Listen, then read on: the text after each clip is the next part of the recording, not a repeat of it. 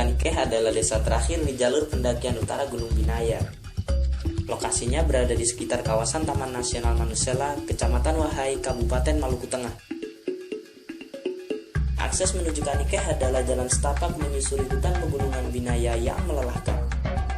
Tidak jarang jalanan yang harus dilalui penuh dengan lumpur dan membuat perjalanan menjadi lebih berat. Dengan medan yang naik turun bukit, setidaknya butuh 2 hari jalan kaki untuk bisa sampai di negeri Kanikeh dari akses transportasi terakhir. Tetapi jika sungai meluap akibat hujan, perjalanan bisa jadi lebih lama lagi.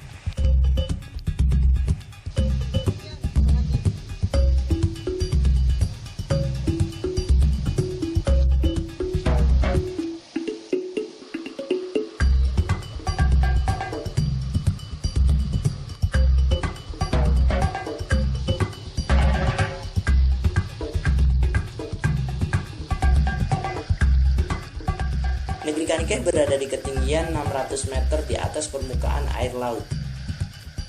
Hutan belantara telah mengisolir negeri ini dari persentuhan secara langsung dengan dunia luar. Persentuhan masyarakatnya dengan dunia luar terjadi saat masyarakat Kanikeh ingin menjual hasil hutan atau kebun mereka ke kota, atau ketika ada pendaki yang akan menuju puncak Binaya.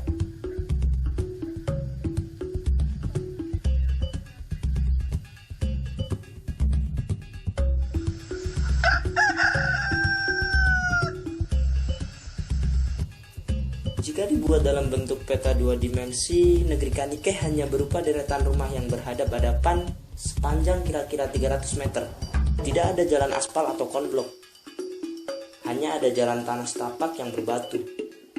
Itulah satu-satunya jalan utama yang berada di negeri Kanikeh. Meskipun masyarakatnya sudah mengenal perdagangan, tetapi hampir tidak ada perputaran uang di negeri ini. Kebun, hutan, dan sungai telah memenuhi kebutuhan hidup mereka sejak waktu yang sangat lama. Kebun memberi mereka sagu, sayur, dan umbi-umbian. Kemudian sungai memberi mereka air bersih, ikan, dan udang.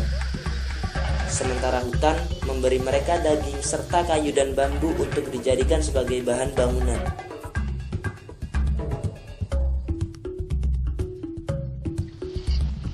Seperti kebanyakan daerah di timur Indonesia, sagu menjadi bahan makanan pokok masyarakat Kanikeh.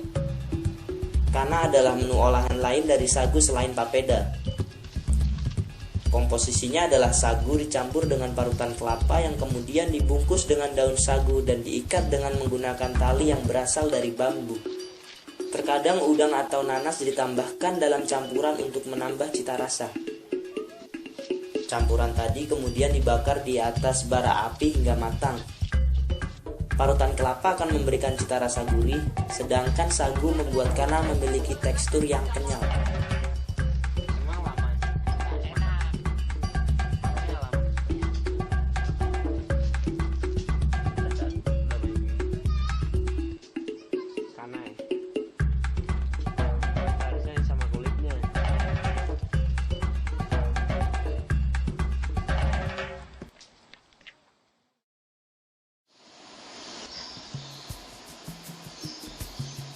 Orang Kanikeh tidak memiliki tradisi berternak hewan untuk dimanfaatkan dagingnya. Kebutuhan daging mereka dipenuhi hanya dengan berburu. Mereka akan masuk jauh ke dalam hutan ketika berburu. Perburuan bisa dilakukan sendiri atau dengan beberapa orang. Tekniknya bisa berupa memasang perangkap atau menggunakan jasa anjing pemburu yang telah mereka latih sendiri.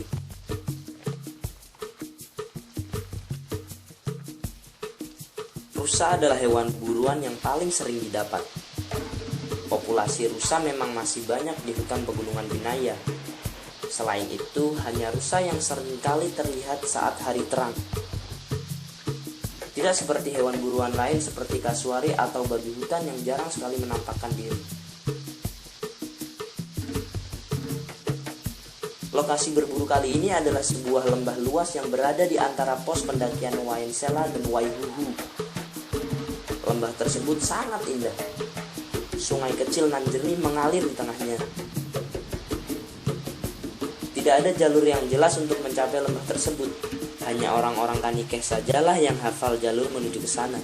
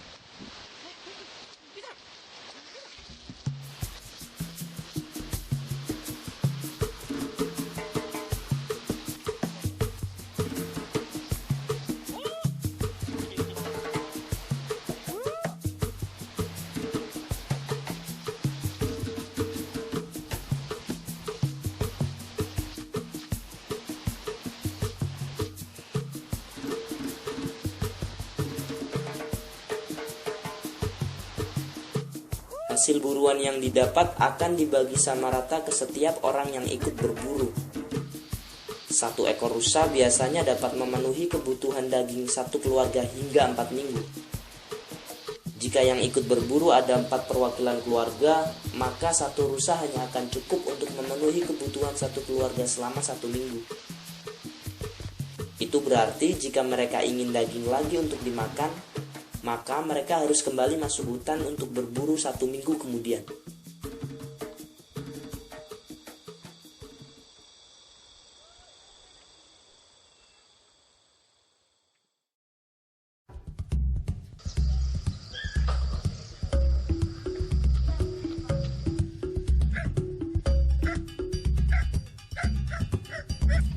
Ini adalah proses renovasi salah satu rumah orang Kanikeh. Menjadi adat kebiasaan masyarakat Kanikeh untuk saling bergotong royong dalam membangun sebuah rumah. Tidak butuh waktu lama untuk membangun rumah mereka. Dari menegakkan tiang-tiang rumah hingga semua atap terpasang hanya dibutuhkan waktu dari pagi hingga siang hari. Yang terpenting adalah atap terpasang terlebih dahulu, baru dinding ditangani kemudian. Begitulah cara mereka membangun rumah. Selain itu, biasanya akan selalu ada makan-makan saat atap sudah terpasang seluruhnya. Sang istrilah yang bertanggung jawab menyiapkan makanan selagi sang suami bekerja keras bersama laki-laki lain membangun rumah.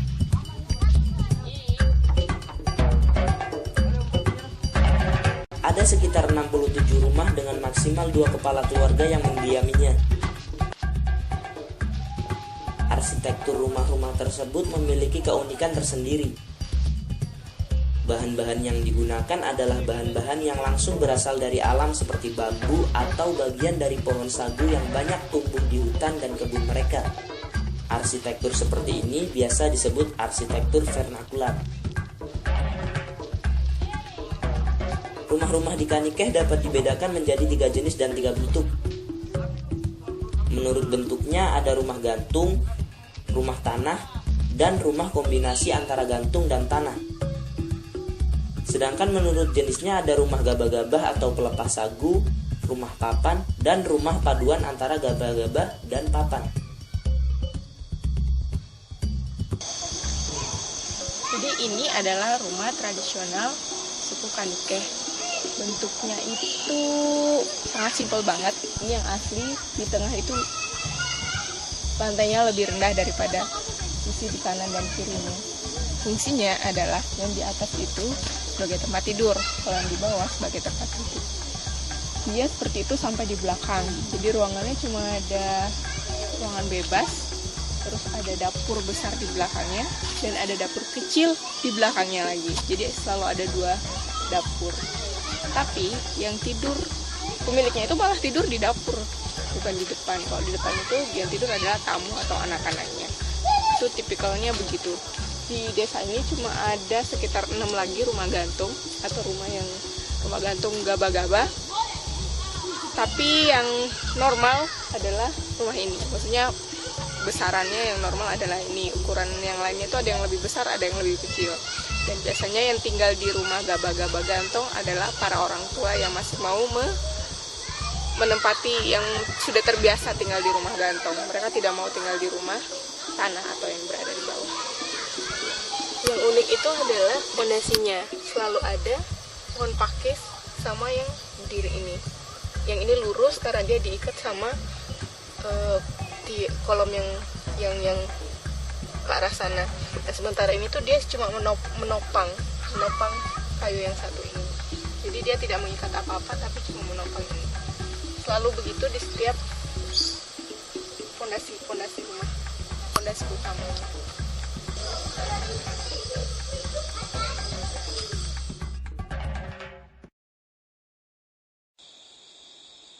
Malam hari lebih sering sunyi di Kanike. Tidak banyak kegiatan yang biasa dilakukan. Hanya pada saat-saat tertentu saja orang-orang akan berkumpul untuk sekedar bernyanyi bersama atau bakar-bakar.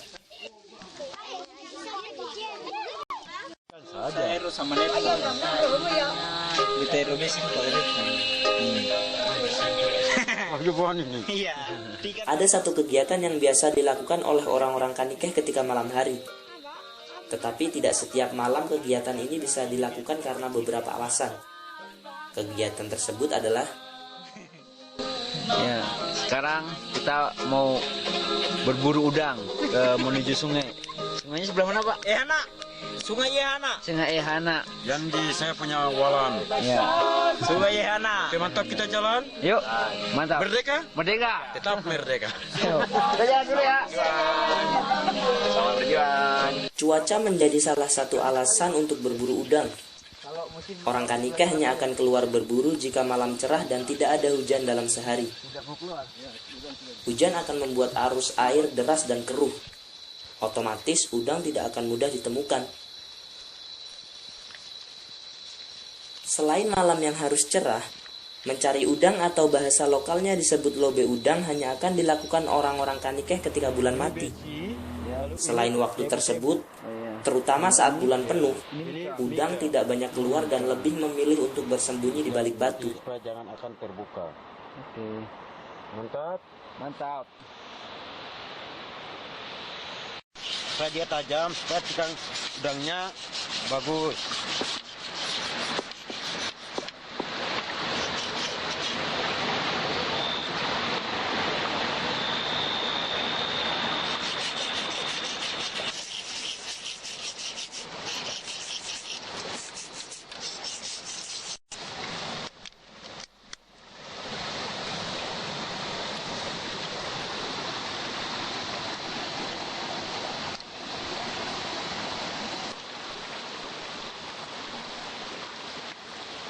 Lokasi lobe udang tidak terlalu jauh, hanya di sungai-sungai yang mengelilingi negeri Kanike. Di sepanjang aliran sungai tersebut banyak terbentuk kolam-kolam air secara alami. Di air yang tenang seperti kolam-kolam tersebutlah biasanya udang banyak bermain. Teknik yang digunakan cukup sederhana. Senter akan diarahkan ke kolam-kolam air. Cahaya senter akan membuat mata udang terlihat merah menyala saat mengenainya. Ketika udang sudah terdeteksi, sogok kemudian digunakan untuk menikam udang tersebut. Tetapi meskipun sederhana dan terdengar mudah, butuh keahlian khusus untuk dapat menikam udang dari permukaan. Air akan membiaskan letak udang sehingga mata yang tidak terbiasa akan selalu membuat tikaman meleset. Orang-orang Kanike sudah berpengalaman dalam hal ini. Jam lobe yang panjang telah melatih penglihatan mereka dalam mengatasi ilusi optik yang diciptakan oleh air. Bahkan dengan kolam yang cukup dalam pun mereka masih mampu menikam udang dengan baik.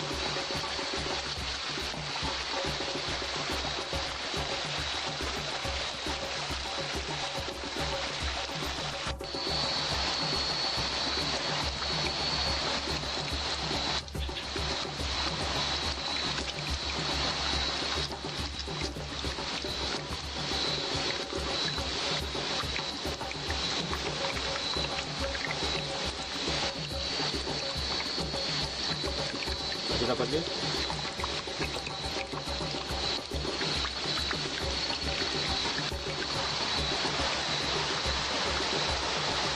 Mantap. Ini udah. Ini udah. Cabut, cabut. Diisi di bambu.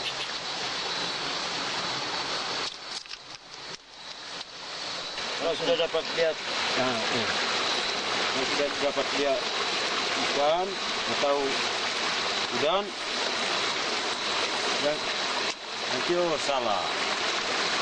Nah itu, iya. Lumayan juga. Hebat, hebat, hebat, hebat. Kalau Morea tidak makan. Belum makan. Kalau Morea kalau dapat makan. Banyak Morea di sini juga, Bang. Ya banyak, tapi tidak pernah keluar. Nasib keluar, jarang. Kalau di sini kita kalau dapat Morea, ada kita bungkus ada 1 daun. Oh, daun. Ya dibungkus juga, dimakan juga. Tapi diisi dengan bambu, diisi di bambu baru dirau, Dibakar. dibakar. Ini bambu-bambu. Oh, bambu itu ini. Ya bambu-bambu masak.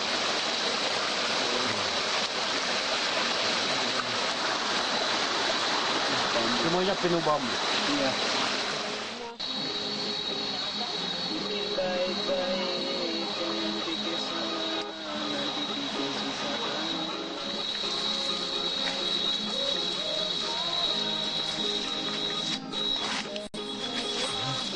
Kita pulang dari habis lobe udang, sekarang kita pulang hampir jam 12, sudah lebih jam 12 malam.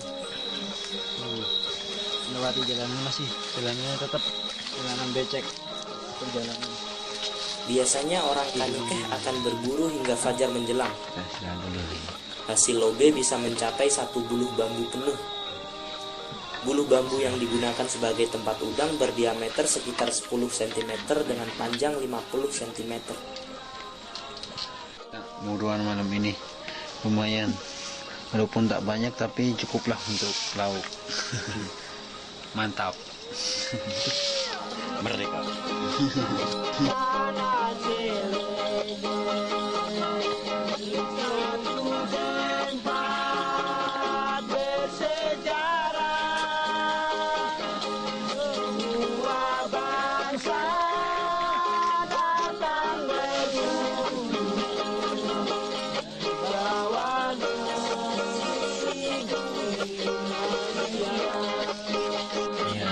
Ini kita menikmati minuman teh, dan ini adalah hasil buruan kita malam ini. Beberapa hasilnya udang yang wih, tapi mungkin yang ini yang tampak soalnya maknyus lah.